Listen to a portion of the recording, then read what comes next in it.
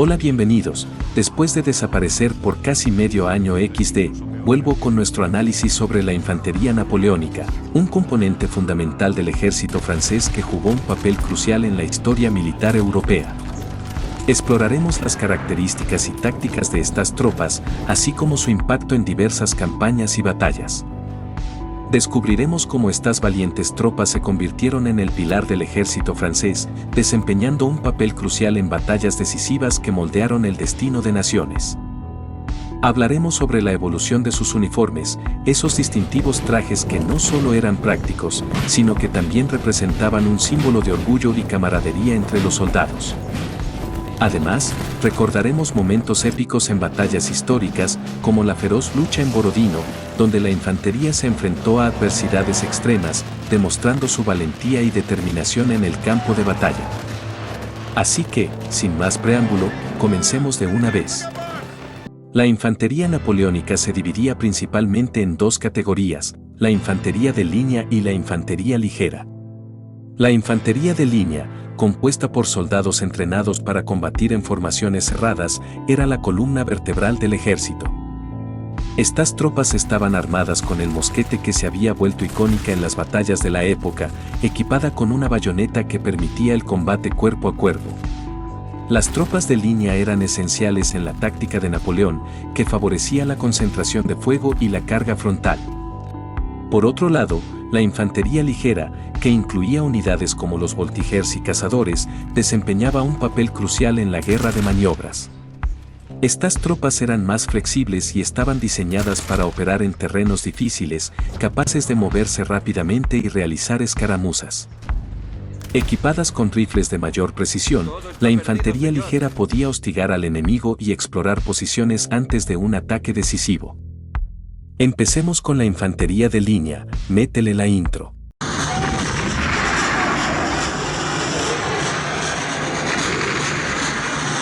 La infantería de línea, el corazón de la Grande Armée, era la columna vertebral del ejército de Napoleón y su papel fundamental en las batallas, su organización y su armamento fueron cruciales para las victorias. Dentro de esta infantería encontramos dos unidades clave, fusileros y granaderos, que ahorita pasamos a explicarlas, pero antes. La infantería de línea estaba organizada en batallones, cada uno compuesto por varias compañías.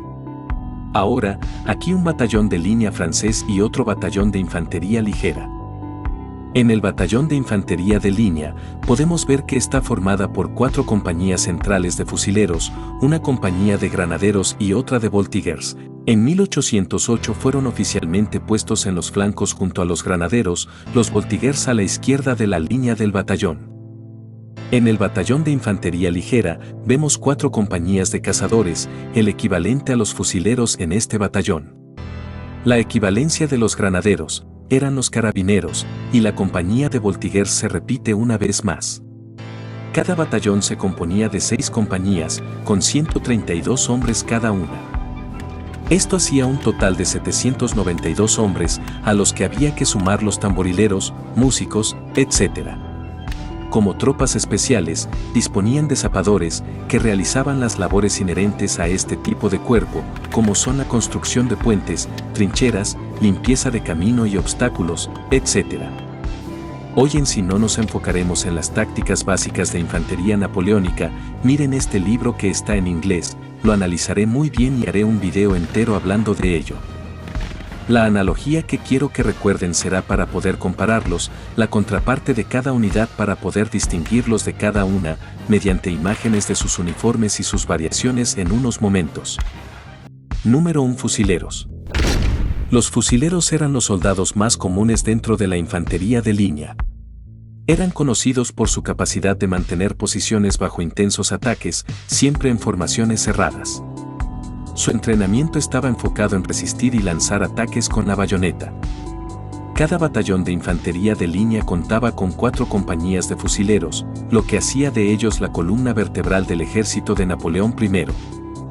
El armamento de la infantería de línea era un factor clave en su efectividad.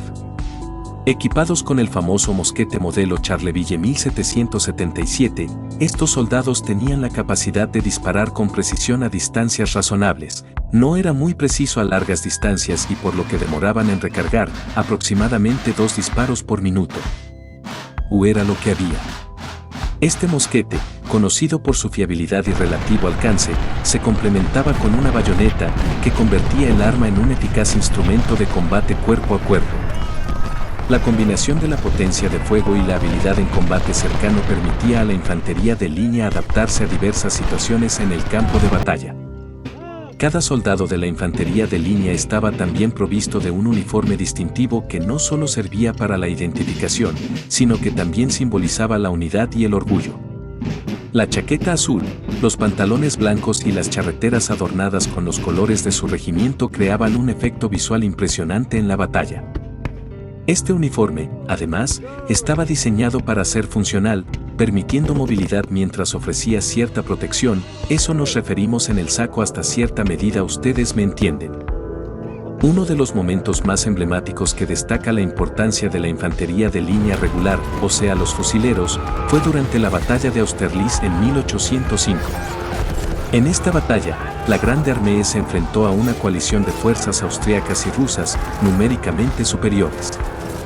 A pesar de ello, la infantería de línea se mantuvo firme en su formación, disparando en volúmenes controlados y utilizando su bayoneta para hacer frente a los ataques enemigos. La disciplina y el entrenamiento riguroso de las tropas resultaron decisivos para obtener una victoria espectacular en Austerlitz, consolidando el legado de Napoleón.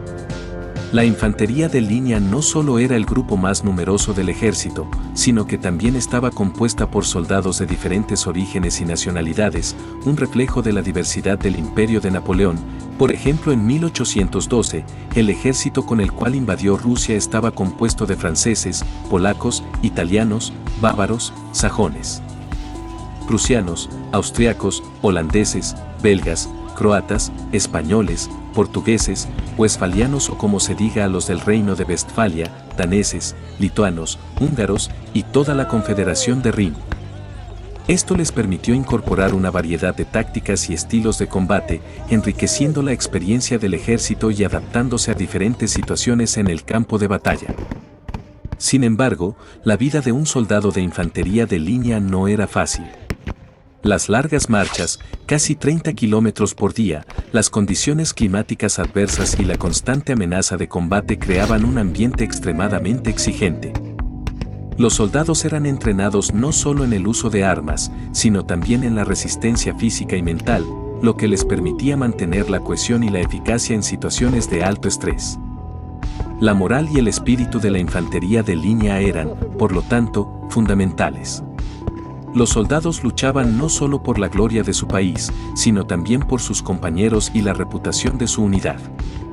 Esta camaradería era esencial para la eficacia del ejército y se cultivaba a través de la experiencia compartida en el campo de batalla. En momentos de desesperación, esta unidad se convertía en un poderoso motivador que impulsaba a los soldados a seguir luchando, incluso ante la adversidad. En su uniforme. Inicialmente, los fusileros vestían uniformes blancos durante la época de los Borbones, pero tras la Revolución Francesa y durante el Imperio Napoleónico, el uniforme cambió al color azul oscuro. Además, el bicornio original fue reemplazado por el chacó, un sombrero de forma cilíndrica adornado con cordones y escarapelas, y pues en teoría daba mayor protección. Además estaba adornado con diversos elementos decorativos, según el regimiento y la unidad. Número 2. Granaderos, la élite de la infantería napoleónica. Los granaderos, considerados la élite de la infantería de línea napoleónica, representaban lo mejor del ejército francés. Seleccionados por su altura, 1.74 de preferencia, fuerza y valentía, estos soldados eran los encargados de realizar las tareas más difíciles en el campo de batalla. A menudo, se encontraban en la primera línea de fuego, liderando los asaltos y enfrentando las cargas enemigas con una determinación inquebrantable. El uniforme de los granaderos era distintivo y fácilmente reconocible. Vestían una chaqueta azul adornada con charreteras rojas, junto con pantalones blancos y un gorro de piel conocido como colpac. Este gorro no solo les confería un aspecto imponente, sino que también era práctico, ya que ofrecía algo de protección contra el clima adverso. La indumentaria reflejaba su estatus y el orgullo de ser parte de la élite del ejército. Continuemos con su uniforme, que tienen que saber si les muestro una imagen rápidamente XD, aunque son fáciles de distinguir, pero bueno, de eso trata el video. El uniforme de los granaderos de la infantería de línea se distinguía por su combinación de azul oscuro, rojo y blanco, con detalles adicionales que denotaban su estatus, pero el corte y los detalles eran diferentes, más vistosos y elaborados. Además, el rojo, el cual era un color clave que resaltaba en varias partes del uniforme de los granaderos.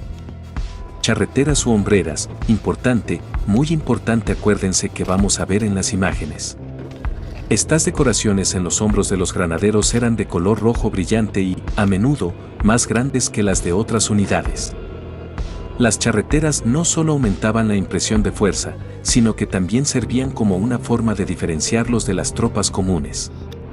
Y de ese mismo color sus puños o mangas de la casaca también tenían detalles en rojo, lo que daba un aspecto aún más marcial y vistoso. Y que efectivamente eran granderos. Además, estas unidades tenían un gorro de piel de oso o un bonnet a poli, que le daba un aspecto impresionante y majestuoso. Estaban hechos de piel de oso negro, lo que les confería una altura adicional, 15 pulgadas de alto, o sea 38 centímetros, y una apariencia imponente en el campo de batalla.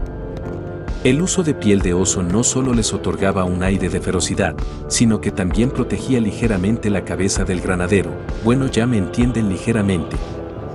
En la parte frontal del gorro, los granaderos llevaban una placa metálica decorativa, generalmente con el emblema imperial de Napoleón, el águila imperial, destacando su lealtad directa al emperador.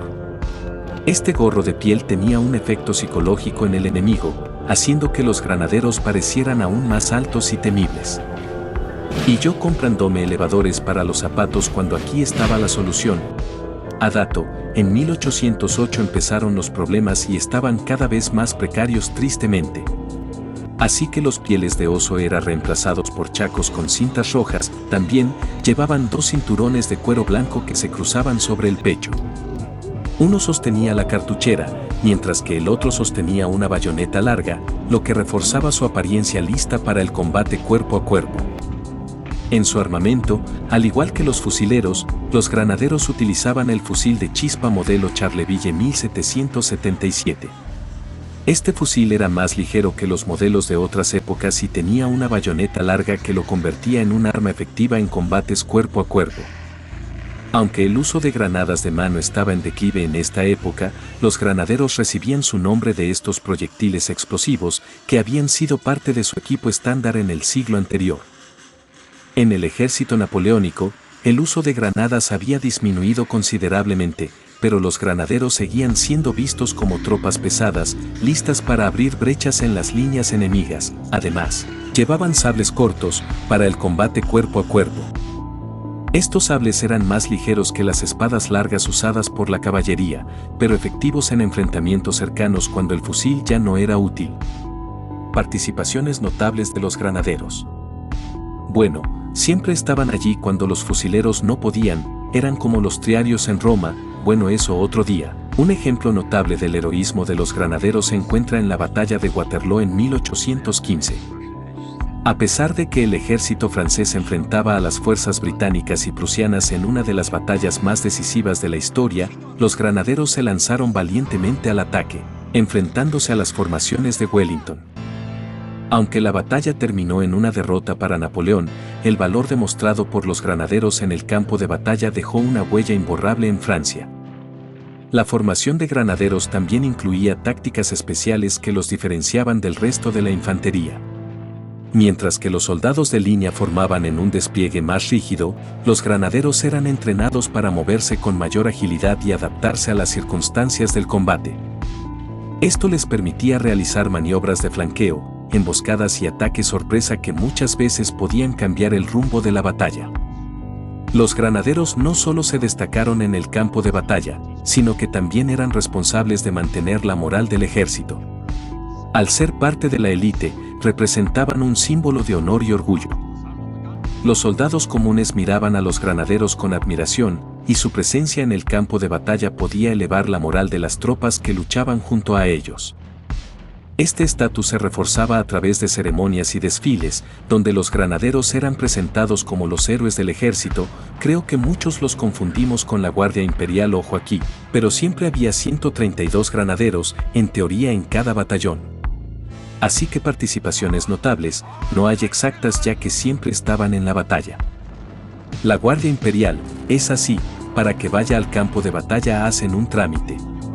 Bueno, la dedicación de los granaderos iba más allá de la lucha, también eran reconocidos por su disciplina y su preparación física. Los entrenamientos eran rigurosos y exigentes, y solo los soldados más comprometidos eran elegidos para unirse a sus filas, o sea yo por ejemplo, na mentira yo tengo la estatura de Napoleón, una prueba más de que en efecto soy ese. Su preparación era intensa y garantizaba que estuvieran listos para enfrentar cualquier desafío, sin importar las condiciones del terreno o el clima. Aunque para mí los Voltigeurs se lo solean. Y con esto terminamos la infantería de línea, y toca la infantería ligera. Ojito, los Voltigeurs también estaban en este batallón típico de infantería de línea, pero, porque los veremos en la infantería de ligera. Les muestro una imagen y sabrán. Bueno, ahora sí, pasemos a la infantería ligera.